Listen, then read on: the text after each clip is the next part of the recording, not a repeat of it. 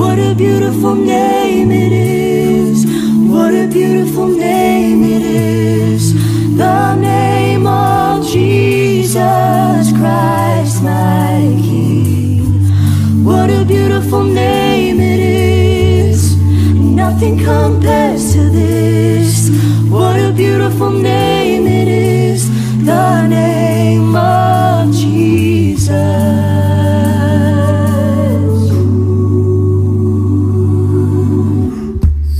You didn't want heaven without us, so Jesus, you brought heaven down. My sin was great, your love was greater. So what could separate us now?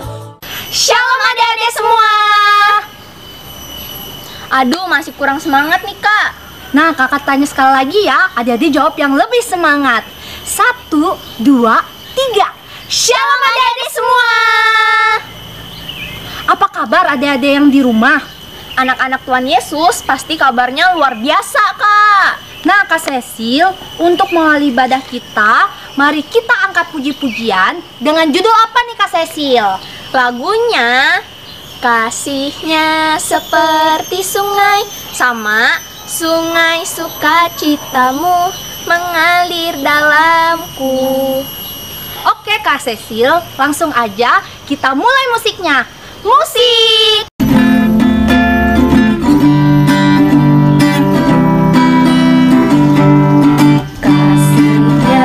Seperti sungai, kasihnya seperti sungai, kasihnya seperti sungai di hatiku, mengalir di waktu hujan, mengalir di waktu panas, kasihnya seperti sungai di hatiku. Seperti sungai, damainya seperti sungai, damainya seperti sungai di hatiku, mengalir di waktu hujan, mengalir di waktu panas, damainya seperti sungai di hatiku. Seperti sungai, berkatnya seperti sungai, berkatnya seperti sungai di hatiku, mengalir di waktu hujan, mengalir di waktu panas, berkatnya seperti sungai di hatiku.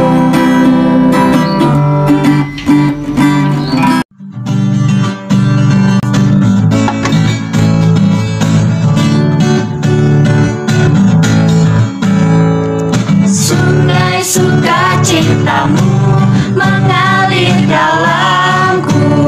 Oh yes, yes, yes, yes. Anggur sukacitamu melimpah dalamku. Ku menari dan bersuka, pujimu di setiap waktu, sebab sungai sukacitamu ada dalamku. Sungai sukacitamu mengalir dalamku. Oh yes, yes, yes, yes. Anggur sukacitamu melimpah dalamku. Ku menari dan bersuka, pujimu di setiap waktu, sebab sungai sukacitamu ada dalamku. Mengalir bersamamu, bersuka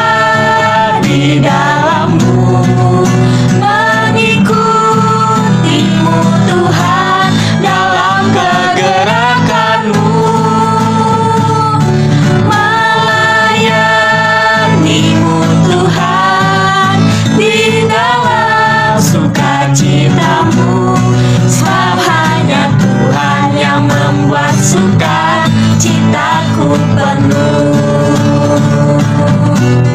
Sebab hanya Tuhan yang membuat suka citaku penuh. Adik-adik, tiba saatnya kita bersatu di dalam doa. Adik-adik lipat tangannya, tutup matanya, tundukkan kepalanya. Mari kita satu di dalam doa. Bapa kami yang ada di surga, terima kasih Tuhan, kami ucap syukur karena pada pagi hari ini kami masih bisa dibangunkan dan dapat bersekolah minggu. Tuhan, sekarang kami mau sekolah minggu, kiranya Engkau memberkati dari awal, pertengahan, hingga berakhirnya sekolah minggu ini. Terima kasih Tuhan Yesus, haleluya, amin. Nah adik-adik, sebelum kita masuk dalam persembahan, mari kita angkat satu pujian dengan judul Sukacita Surga. Adik-adik nyanyi yang semangat ya.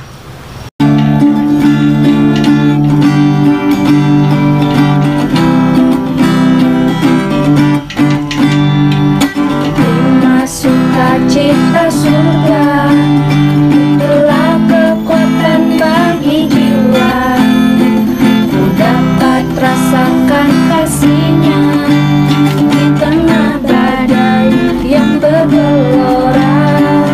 Terima sukacita surga, itulah kekuatan bagi jiwa. Ku dapat saksikan kuasa-Nya, taklukkan badai yang bergelora. Haleluya, Kau ada dalam hatiku, takkan patah semangatku, takkan hilang kekuatanku. Haleluya, ku mau bersorak bagimu, sukacita surga nyata penuhiku.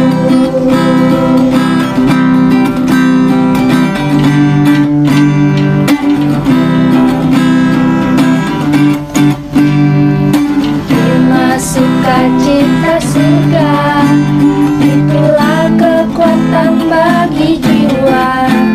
Ku dapat rasakan kasih-Nya di tengah badai yang bergelora. Terima sukacita surga, itulah kekuatan bagi jiwa. Ku dapat saksikan kuasa-Nya, taklukkan badai yang bergelora. Haleluya, Kau ada dalam hatiku, takkan patah semangatku, takkan hilang kekuatanku. Haleluya, ku mau bersorak bagimu, sukacita surga nyata penuhiku. Sukacita surga nyata penuhiku. Adik-adik, sekarang tiba waktunya kita untuk mengumpulkan persembahan kita. Tapi sebelum itu, marilah kita berdoa. Lipat tangannya, tutup matanya, tundukkan kepalanya. Kita berdoa. Tuhan Yesus, kembali lagi anak-anak-Mu berbicara kepadamu pagi ini. Tuhan, sekarang kami ingin mengumpulkan persembahan kami. Tolong kiranya Engkau memberkati persembahan kami ini agar berguna bagi pelayanan-Mu. Di dalam nama Tuhan Yesus, kami anak-anak-Mu berdoa dan mengucap syukur. Haleluya. Adik-adik, untuk mengumpulkan persembahan kita perlu menyiapkan amplop. Kalau sudah, kita tulis hari, tanggal, bulan dan tahun. Kalau sudah, sambil mengumpulkan persembahan kita nyanyi bawa persembahanmu. Adik-adik yang tahu lagunya bisa sambil bernyanyi ya.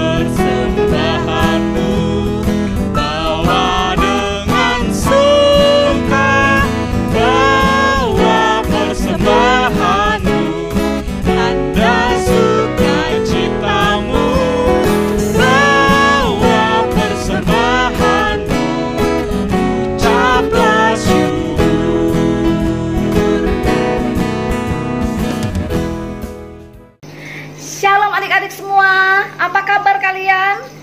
Kak Esther harap kabar kalian selalu sehat dan luar biasa. Sama dengan Kak Esther di sini.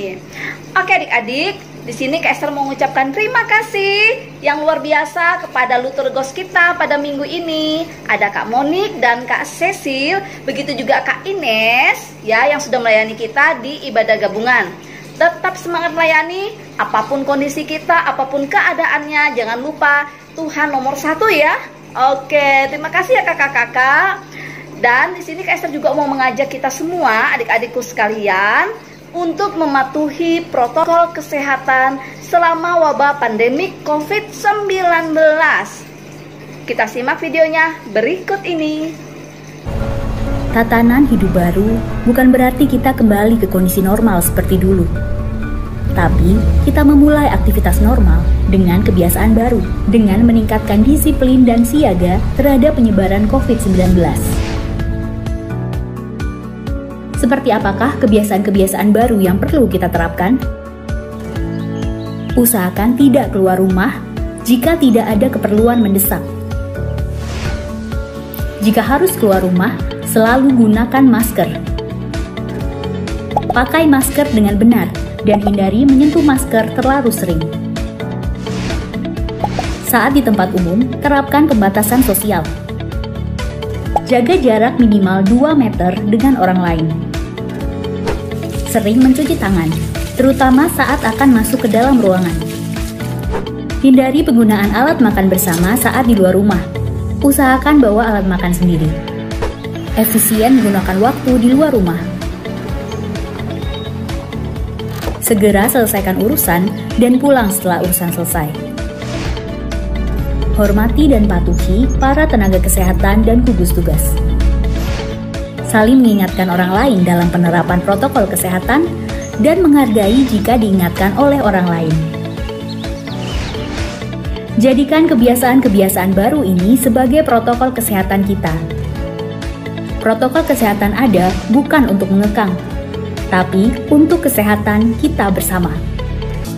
Ya, selain itu, Kak Esther mewakili semua guru sekolah minggu Gereja Gloria mengucapkan selamat ulang tahun buat adik-adik yang berulang tahun dari hari ini tanggal 4 Oktober 2020 sampai tanggal 10 Oktober 2020. Kiranya dengan bertambahnya usia kalian semakin didewasakan dalam iman. Dan jangan lupa setia ibadah selalu. Oke sayang.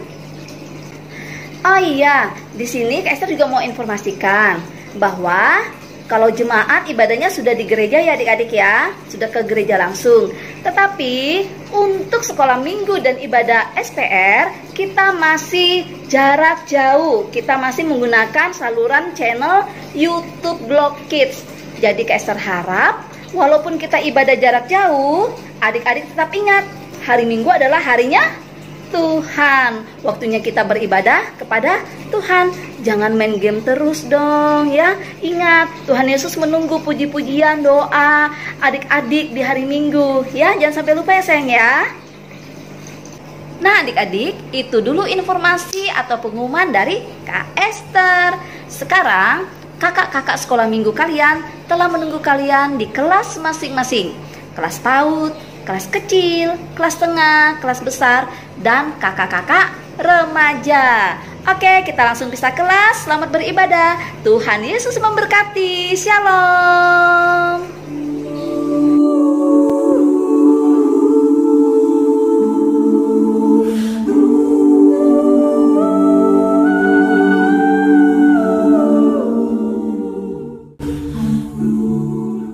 You were the Word at the beginning, one with God the Lord Most High. Halo kelas besar, kembali lagi dengan Kak Esther. Di sini Kak Esther yang akan memandu kita di dalam pembukaan ibadah kelas besar. Gimana kabar kalian? Kak Esther harap kabar kalian selalu sehat ya. Jangan sampai kalian sakit gara-gara kebanyakan begadang, kebanyakan main game, makan makanannya sembarangan, bahkan lupa makan. Jangan sampai ya sayang ya. Kelas besar harus menjadi anak-anak Tuhan yang setia, yang disiplin ya, dan harus tertib waktu ya sayang ya. Oke, sebelum kita masuk di dalam ibadah kelas besar, Kak Esther akan mengundang kalian bangkit berdiri dan kita menyanyi lagu Dengar Dia Panggil Nama Saya. Semuanya menyanyi, kita ikuti musiknya. Dengar Dia panggil nama saya. Dengar Dia panggil namamu. Dengar Dia panggil nama saya. Juga Dia panggil namamu. Dengar Dia panggil nama saya. Dengar Dia panggil namamu. Dengar Dia panggil nama saya. Juga Dia panggil namamu. Ku jawab ya, ku jawab ya, ya, ya, ya Tuhan. Ku jawab ya, ya, ya. Ku jawab ya Tuhan. Ku jawab ya Tuhan. Ku jawab ya.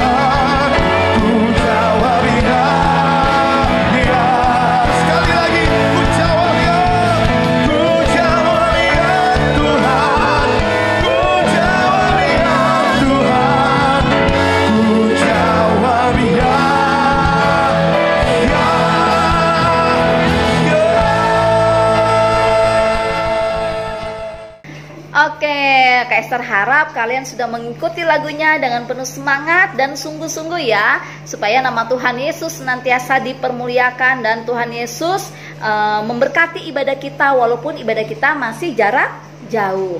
Selanjutnya mari kita satu di dalam doa sebelum kita masuk di dalam ibadah kelas besar dan mendengarkan firman Tuhan pada pagi hari ini. Mari kita satu di dalam doa. Tuhan Yesus yang baik, terima kasih ya Bapa, karena kasih dan anugerah-Mu selalu nyata dalam kehidupan kami sebagai anak-anak Tuhan. Terkhususnya pada hari ini Tuhan, walaupun kami berada di tempat kami masing-masing, kami boleh melaksanakan ibadah jarak jauh.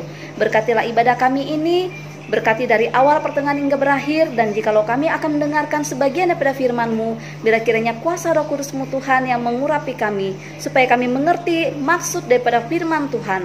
Dan firman-Mu itu tidak berlalu begitu saja, tetapi dapat bertumbuh di dalam kehidupan kami, dan dapat menjadi teladan kami dalam menjalani kehidupan ini. Terima kasih Tuhan Yesus yang baik, di dalam Yesus kami berdoa, haleluya, amin. Adik-adik, sebelum kita mendengarkan cerita yang akan dibawakan oleh salah seorang guru sekolah minggu yang bernama Kak, nanti tahu deh siapa. Oke, Kak Esther punya cerita dulu nih buat kalian semua ya. Dari cerita ini kita semua bisa mengetahui apa yang akan menjadi cerita Tuhan pada minggu ini. Begini ceritanya. Ada seorang anak yang bernama Niken. Pada suatu hari, Niken baru pulang dari sekolah adik-adik. Setibanya di rumah, dia segera mengganti seragam sekolahnya. Setelah itu, dia segera lari menuju ke dapur. Karena udah siang, jadi dia merasa sangat lapar sekali. Pada saat dia buka lemari makanan, yang dilihatnya makanan yang ada di lemari itu hanya ikan asin, oseng kangkung, tahu tempe adik-adik. Niken melihat makanan itu langsung hilang selera makannya. Aduh, makanannya kok yang gini lagi? Nah, Nikennya berkeluh kesah adik-adik. Akhirnya tiba-tiba timbul niat yang tidak baik dalam diri Niken. Adik-adik ya, Niken lalu pergi ke warung ibunya. Nah, Niken ini punya warung adik-adik. Nah, pada saat ibunya berada di belakang, Niken langsung berpikir, wah kesempatan nih, katanya begitu adik-adik. Niken langsung pergi ke warung ibunya dan membuka laci di warung ibunya. Dengan cepat dia langsung masukkan tangannya di dalam laci dan mengambil beberapa lembar uang tanpa dia lihat adik-adik, langsung dimasukkan ke dalam kantongnya. Lalu adik-adik setelah mendapatkan uang itu, dia segera pergi ke warung lain adik-adik yang jual makanan. Ada bakso, ada soto. Di tengah jalan dia ketemu dengan temannya adik-adik. Nama temannya itu adalah Cia dan Helen. Dia manggil, "Hai Cia, hai Helen, sini ikut aku." Emang kamu mau kemana? Kata Cia adik-adik. "Aku mau ke warung depan sana, aku mau makan bakso, ikutan yuk, nanti aku yang traktir." Gitu adik-adik. Wah, benar-benar ya, Niken langsung mentraktir Cia dan Helen. Mereka makan gak satu mangkok aja adik-adik. Apalagi temannya Niken yang namanya Helen itu kan badannya besar. Jadi makan baksonya itu sampai 3 mangkok. Semuanya Niken yang bayar. Wah, Niken memamerkan uang yang dia dapat. Cia sama Helen kaget. Cianya bertanya, Niken, itu uang siapa? Ini uangku. Tadi pamanku datang dan ngasih aku uang banyak. Wah, pamanmu baik sekali ya, kata Helen adik-adik. Ya begitulah. Ya, mereka selesai makan. Sudah gitu mereka mengantar Niken sampai di depan warung. Tiba-tiba ibunya Niken langsung keluar. "Niken, apakah kamu tadi ada ke warung mengambil uang ibu di laci ya?" "Enggak bu, enggak ada." Ibu Niken sudah berpikiran, wah, Niken ini sudah mulai bohong ya sama saya. Bukannya tadi setelah saya ke belakang tidak ada lagi orang yang berbelanja. hanya dia saja yang baru pulang sekolah. Kamu bohong ya sama ibu? Enggak, Bu. Tanpa pikir panjang, ibunya Niken langsung menggeledah bajunya Niken. Dilihatnya, diperiksa, dan ternyata di saku celananya adik-adik didapati ibunya uang lembaran yang sangat banyak. Dan pada saat itu juga ibunya Niken langsung marah sama Niken. Niken, kamu sudah mulai berbohong ya? Kamu sudah mulai mencuri uang tanpa bilang sama ibu. Langsung Niken dipukul sama ibunya adik-adik. Dijewer sampai Niken nangis. Satu sisi Niken merasa malu karena waktu itu kan masih ada teman-temannya, Cia sama Helen. Nah, lalu satu sisi lagi dia menyesal karena dia sudah melakukan hal yang tidak benar. Dia berbohong sama ibunya dan dia mencuri. Kira-kira menurut adik-adik apa yang dilakukan ibu Niken itu benar apa tidak? Kalau ibunya Niken itu memang sangat marah kepada Niken, benar nggak ya apa yang dilakukan oleh ibunya Niken itu? Adik-adik jawab deh. Iya. Nah adik-adik, itulah sebabnya mengapa di dalam cerita ini kita akan mendengarkan cerita mengapa Tuhan membuat hukum yang salah satunya itu berbunyi jangan mencuri. Nah adik-adik, dari cerita ini kita akan mengetahui cerita selanjutnya di hukum, di perintah Allah yang mengatur tentang jangan mencuri. Kira-kira mengapa ya sampai Allah menuliskan hukum tersebut untuk dipatuhi oleh kita sebagai umatnya? Nah adik-adik, nanti kita akan mendengarkan mengapa Allah sampai menuliskan perintahnya mengenai jangan mencuri. Jadi Tuhan itu tidak hanya melindungi hidup manusianya saja, tetapi juga melindungi harta miliknya. Tuhan tidak ingin harta benda yang telah dimiliki oleh seseorang dengan bersusah payah, dengan bekerja keras, adik-adik, berpindah tangan begitu saja dengan cara yang tidak baik, atau dengan cara dicuri, atau pelakunya itu mencuri hak atau barang yang bukan miliknya dia. Ya adik-adik ya. Karena itu Tuhan memberikan hukum yang ke-8, yaitu jangan mencuri. Kira-kira adik-adik tahu nggak apa yang dimaksud dengan mencuri? Ada yang tahu menurut pengertian kalian sendiri? Iya, benar sekali. Mencuri berarti atau artinya mengambil barang orang lain yang bukan miliknya. Ya, seperti Niken tadi, dia mengambil uang di laci warung ibunya, walaupun itu adalah ibunya Niken sendiri. Tetapi karena dia mengambil uang secara diam-diam, tidak bilang sama ibunya, itu sudah masuk kategori mencuri. Ya sayang ya. Kalau misalnya ngambil buah di pohon tetangga diam-diam, itu mencuri nggak ya? Itu juga termasuk yang namanya mencuri adik-adik. Jadi kalau adik-adik menginginkan sesuatu, alangkah lebih baiknya kalau misalnya kita minta izin dulu kepada si pemiliknya, ya.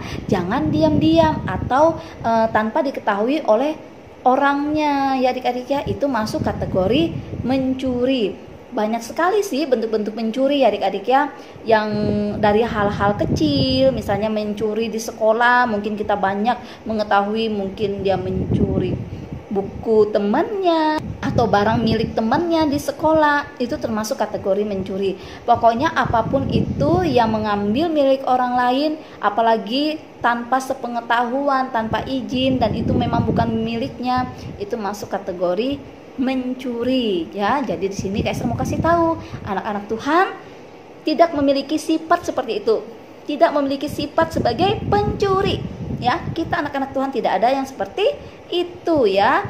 Jadi jangan sampai kita melanggar hukum Tuhan yang ke-8, yaitu jangan mencuri ya sayangnya. Oke. Untuk selanjutnya, supaya kita lebih jelas lagi secara Alkitab bagaimana tentang hukum Tuhan yang ke-8 ini, mari kita simak sama-sama cerita Alkitab yang akan disampaikan oleh Kak Talita. Silakan Kak Talita. Shalom adik-adik, gimana nih kabar kalian? Wah, kakak yakin kabar kalian pasti luar biasa. Oke, sekarang kakak mau bercerita nih. Kakak mau bercerita tentang seseorang. Tapi sebelum itu, kakak ajak dulu kalian untuk pergi ke kota Yeriko. Nah, kota Yeriko itu luas nih. Itu katanya di situ juga menjadi kota Yeriko itu tempat salah satu pusat perdagangan pada saat itu tuh. Nah, untuk masuk ke kota Yeriko nih, kita harus melewati jalan besar, kayak jalan besar menuju ke gerbang kota Yeriko. Nah, jadi orang-orang lewat jalan itu mereka biasanya bawa keledai. Habis itu mereka juga bawa kayak kantong tempat mereka menyimpan barang nih, tempat mereka menyimpan barang-barang mereka. Tapi adik-adik, untuk masuk ke kota Yeriko itu nggak mudah loh. Loh, kenapa ya?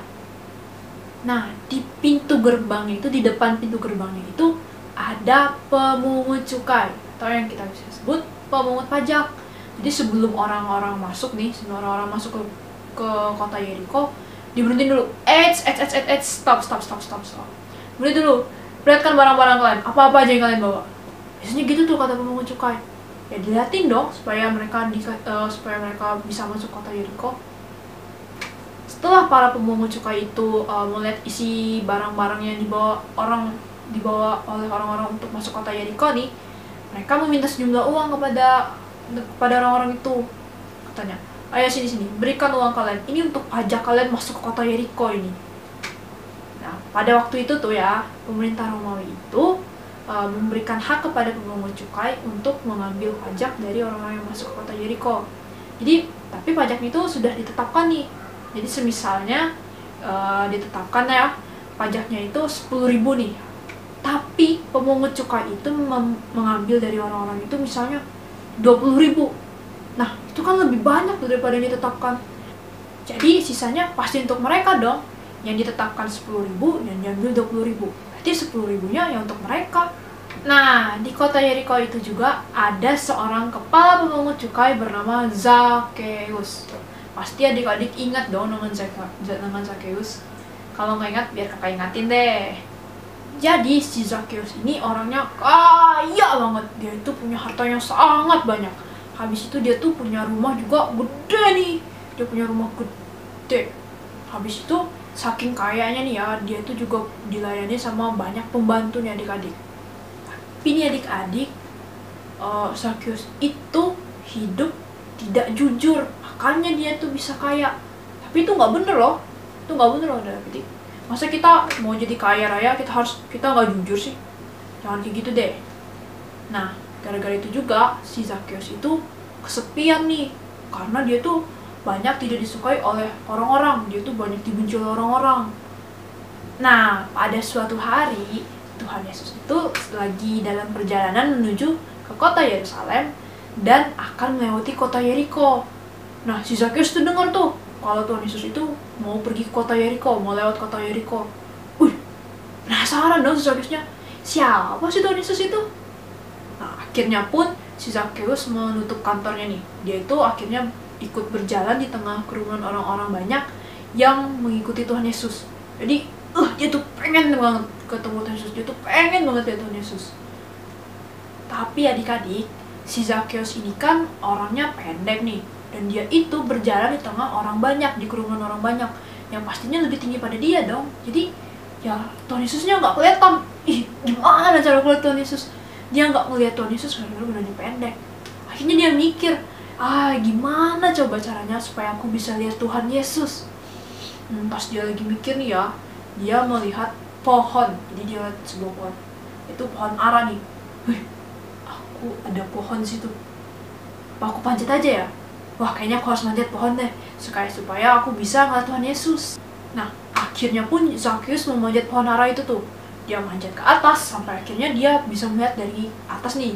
Dia melihat di kerumunan, dia melihat orang yang dielulukan, dan dia melihat orang yang disambut oleh banyak orang. Dia berpikir nih, wah, itu pasti Tuhan Yesus tuh. Nah, waktu Tuhan Yesus melewati tempat itu, melewati jalan itu, dia melihat si Zakheus di atas pohon. Jadi Tuhan Yesus pun memanggil si Zakheus, Katanya kepada Zakheus, "Turunlah, aku ingin menumpang di rumahmu." Wih, Zakheusnya seneng dong kalau gitu. Dia cepat-cepat turun dari atas pohon, dia datangin Yesus, lalu dia mempersilahkan Yesus untuk mengikuti dia pergi ke rumahnya. Tapi nih ya, banyak orang gak suka nih. Mas, jadi kata orang banyak, "Ih, ngapain sih Tuhan Yesus pergi ke rumah Zakheus? Habis itu, ngapain sih Tuhan Yesus tuh numpang di rumah pencuri dan si pemeras itu? Ih, banyak deh pokoknya yang gak suka." Tapi, iya juga ya. Kenapa sih Tuhan Yesus pengen mau menumpang di rumah orang yang berdosa, orang yang suka memeras banyak orang yang suka mencuri nih? Kenapa ya? Karena Tuhan Yesus itu tahu kalau si Zakheus itu membutuhkan kehadirannya, membutuhkan kehadiran Tuhan Yesus. Ketika Yesus duduk di rumahnya Zakheus nih, Zakheus itu merasakan sesuatu di dalam hatinya. Dan Yesus tetap mengasihi Zakheus nih, walaupun dia itu berbuat banyak dosa, walaupun dia itu memeras orang, walaupun dia itu juga mencuri dari orang lain. Nah, pada akhirnya nih, pada saat itu juga Zakheus pun berdiri. Dia berkata, ada di Lukas pasal 19-nya ayatnya yang ke-8. Ini kakak bacain ya. Lukas pasal 19 ayat yang ke-8. Tetapi Zakheus berdiri dan berkata kepada Tuhan, "Tuhan, setengah dari milikku akan kuberikan kepada orang miskin, dan sekiranya ada sesuatu yang kuperas dari seseorang, akan kukembalikan 4 kali lipat." Wah, Tuhan Yesus senang nih. Dia melihat pada saat itu juga, di rumah itu juga, si Zakheus itu ingin berubah. Jadi Yesus pun berkata, pada hari ini terjadi keselamatan di rumah ini. Nah, begitu tuh. Jadi ya, perbuatannya Zakheus itu tidak benar adik-adik. Perbuatan Zakheus itu sama saja dengan mencuri. Karena kan mencuri itu mengambil milik orang lain. Dan itu bisa merugikan orang lain juga. Jadi itu perbuatan tidak benar. Semisal kita pernah mencuri nih, pasti kita merasa kayak ada beban di hati kita. Kita kayak dihantuin orang, kayak apa ya, pokoknya ada deh beban di hati kita. Nah, kita tuh harus menyesal nih, karena kan mencuri itu adalah merugikan orang lain. Kalau kita sudah menyesal nih, kita juga harus mengakuinya, dan kita juga harus mengembalikan apa yang kita curi dari orang lain. Jadi kita bisa lega. Jadi kita tidak ada beban lagi di hati kita. Oke, sampai situ dulu cerita kakak buat minggu ini. Kita berjumpa lagi buat minggu depan. Dadah! Nah adik-adik, kita akan masuk di dalam penerapan atau respon ya adik-adik ya. Dari cerita yang sudah kita dengarkan yang dibawakan oleh Kak Talita, seringkali seorang pencuri itu tidak mau mengakui kesalahannya sebelum dia tertangkap atau ketahuan. Bener nggak? Iya. Kalau dari cerita Kak Talita tadi, bagaimana dengan Zakheus? Mengapa kok dia mau ya mengakui ketidakjujurannya kepada Tuhan Yesus? Ada yang tahu jawabannya? Benar sekali adik-adik, karena pada saat itu Zakheus merasakan kasih Tuhan Yesus dan dia ingin sekali seperti Tuhan Yesus adik-adik. Jadi kasih Tuhan Yesus itu benar-benar menyentuh hati dan pikirannya, sehingga pada saat itu juga, seketika itu juga merubah sifat Zakheus yang tidak baik. Luar biasa kan adik-adik? Kira-kira menurut adik-adik, bagaimana caranya Zakheus itu mau berubah sama seperti Tuhan Yesus? Iya benar, seperti yang Kak Esther bilang tadi, yaitu caranya dia mengakui kesalahannya dan mau memperbaiki diri. Bukan hanya dia mengakui ketidakjujurannya selama ini, kesalahannya selama ini, tetapi dia juga mau memperbaiki dirinya menjadi lebih baik. Karena dia benar-benar terinspirasi, benar-benar ingin seperti Yesus, membawa kasih. Orang-orang di sekitarnya merasakan damai, merasakan kasih, dan menjadi teladan baik. Itu yang benar-benar ingin Zakheus lakukan perubahan dalam hidupnya adik-adik. Setelah Tuhan Yesus mengampuni Zakheus, apa yang dilakukan Zakheus adik-adik terhadap orang-orang yang telah diperasnya selama ini? Betul sekali, dia mengembalikan 4 kali lipat. Dia mengembalikan 4 kali lipat jumlah uang yang pernah diperasnya selama ini. Misalnya, Zakheus pernah memeras seseorang 10.000 rupiah. Maka jumlah yang dikembalikan kepada orang tersebut adalah betul 40.000 rupiah. Kira-kira apa lagi yang dilakukan oleh Zakheus, adik-adik? Betul sekali, dia membagikan separuh dari hartanya, adik-adik, kepada orang-orang miskin yang ada di Yeriko. Wow, luar biasa ya adik-adik ya. Benar-benar perubahan yang tidak disangka-sangka oleh orang-orang yang sudah tahu bagaimana Zakheus selama ini. Hanya dengan kedatangan Tuhan Yesus ya adik-adik ya, membawa perubahan yang luar biasa pada diri Zakheus ya. Hal ini belum pernah terjadi di sana adik-adik. Keputusan Bapak Zakheus ini membawa sukacita yang sangat besar bagi semua orang, baik orang-orang yang pernah diperasnya, juga orang-orang miskin yang ada di Yeriko adik-adik. Karena ini tidak disangka-sangka oleh mereka, keputusan yang membawa sukacita besar bagi mereka. Nah, adik-adik, kalau sudah ada perubahan yang besar seperti ini, Zakheus yang dulunya tidak memiliki sahabat atau teman, apakah dengan perubahan seperti ini Zakheus akan mempunyai banyak teman? Betul sekali ya. Betul sekali, orang-orang akan bersimpati kepada Zakheus. Orang-orang akan berteman kepada Zakheus. Mereka tidak lagi menjauhi yang namanya Zakheus. Betul ya adik-adik ya. Sekarang kita mau diskusi seperti ini adik-adik. Bagaimana kita bisa bebas dari dosa mencuri? Mengaku saja. Iya benar, mengaku. Apakah cukup dengan mengaku saja? Tidak adik-adik ya. Mengaku saja itu sudah baik, tapi masih belum cukup ya.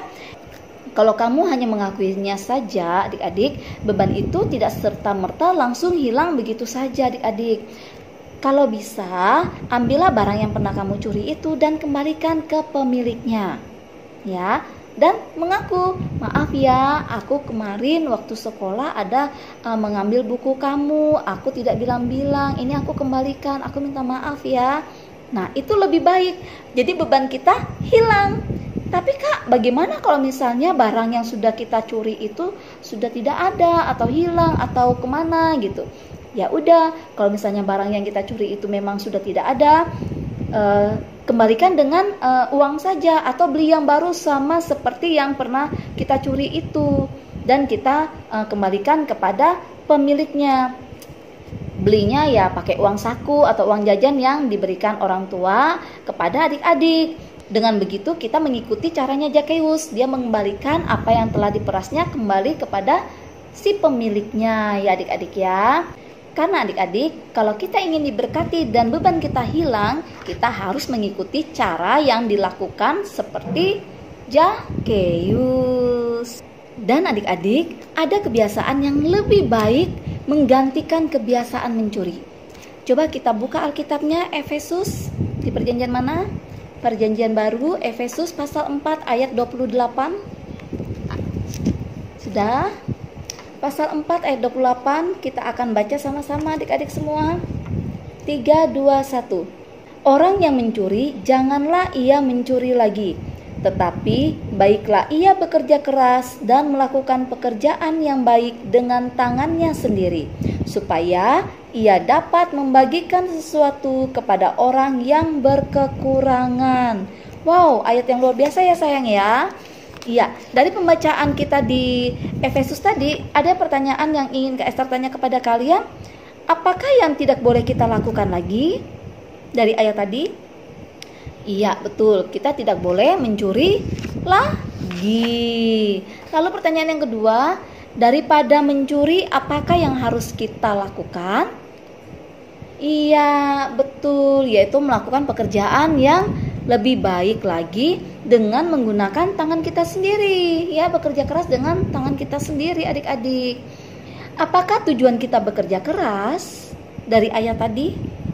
Iya, benar sekali. Yaitu dengan bekerja keras kita bisa mendapatkan uang yang cukup dan untuk membantu atau memberikan kepada orang yang berkekurangan. Wah, keren ya adik-adik ya. Cerita kita pada minggu ini sangat keren.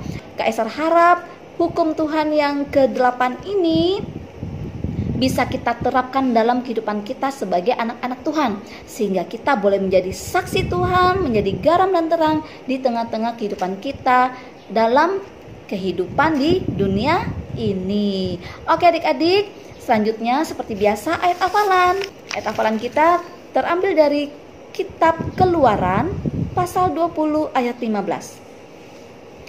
Sudah? Kitab Keluaran pasal 20 ayat 15, yaitu jangan mencuri. Seperti minggu lalu, Kak Ester minta kalian menulisnya dalam 5 bahasa. Bahasa Indonesia, bahasa daerah yang kalian suka, bahasa daerah apa saja, dan 3 bahasa asing. Ditulis di buku kalian, buku catatan, difoto dan dikirim ke WA-nya Kak Ester. Dan lanjut ke aktivitas kalian. Seperti yang minggu-minggu lalu adik-adik, di loh batu kalian tambahkan hukum yang ke-8 yang baru saja kita pelajari hari ini ya adik-adik ya. Tambahkan hukum yang ke-8 itu, yaitu jangan mencuri. Jadi loh batu kalian pasti sudah mau penuh ya. Iya, tinggal 2 hukum lagi, maka loh batu kalian akan lengkap, akan komplit adik-adik. Oke, jangan lupa aktivitas kalian juga difoto dan dikirim ke WA Kak Ester. Tetap setia beribadah, tetap setia membaca firman Tuhan, tetap setia berdoa. Kita mendukung satu sama lain dalam iman supaya kita tetap kuat, supaya kita tetap sabar, supaya kita selalu dilindungi dalam menjalani kehidupan kita di masa pandemik COVID-19 ini. Sekian dulu dari Kak Ester. Salam sehat selalu, Tuhan Yesus memberkati. Nah adik-adik, itu tadi cerita yang disampaikan oleh Kak Talita. Seru kan? Mudah-mudahan adik-adik paham ya dan mengerti apa yang disampaikan oleh Kak Talita. Semoga apa yang kita baca, apa yang kita dengar dapat kita lakukan dalam kehidupan kita sehari-hari. Gak terasa ya ibadah kita sudah sampai di penghujung acara nih. Tapi sebelum itu Kak Cia mau ngajak kalian untuk nyanyi satu pujian. Do itulah dosamu, rerakan hatimu. Tahu kan? Yuk kita nyanyi bersama. Sini Kevin pasangin ya. Bagus kan? Do itulah dosamu, relakan hatimu. Minta pada Tuhan, fahami firman-Nya. Sobatmu yang setia lama menunggumu. Silakan ya masuk, dosamu dihapuskan. Do a dear, familiar, a drop of golden sun. Me, a name I call myself. A long way to run. So a needle pulling tree. Not to follow some. A drink with jam and bread that will bring us back to the do re mi fa sol la si do so do. Adik-adik, untuk menutup ibadah kita pada minggu hari ini, marilah kita bersatu di dalam doa. Bapa yang baik, Bapa yang bertata di dalam kerajaan surga, ya Tuhan, tadi kami telah mendengarkan sebagian dari firman-Mu yang telah disampaikan oleh Kak Talita. Kiranya Tuhan, apa yang kami baca, apa yang kami dengar Tuhan, tidak berlalu begitu saja ya Bapa, melainkan dapat kami lakukan dalam kehidupan kami sehari-hari ya Bapa. Dan Bapa, sekarang kami mau kembali ke aktivitas kami masing-masing. Kiranya Kau jagai kami Tuhan, Kau berkati Tuhan setiap pekerjaan yang kami lakukan Tuhan. Dan inilah doa kami Tuhan yang kami alaskan ke dalam nama-Mu yang telah mengajarkan kami berdoa demikian. Bapa kami yang ada di sorga, dikuduskanlah nama-Mu, datanglah kerajaan-Mu, jadilah kehendak-Mu di bumi seperti di sorga. Berikanlah kami pada hari ini makanan kami yang secukupnya, dan ampunilah kami akan kesalahan kami, seperti kami juga mengampuni orang bersalah pada kami. Dan janganlah bawa kami ke dalam percobaan, tetapi lepaskanlah kami daripada yang jahat, karena Engkau yang punya kerajaan dan kuasa dan kemuliaan sampai selama-lamanya. Selesai sekolah minggu, mari kita pulang. Bye-bye, bye-bye, Tuhan memberkati. Sampai ketemu minggu depan ya di ibadah online kita. Dadah.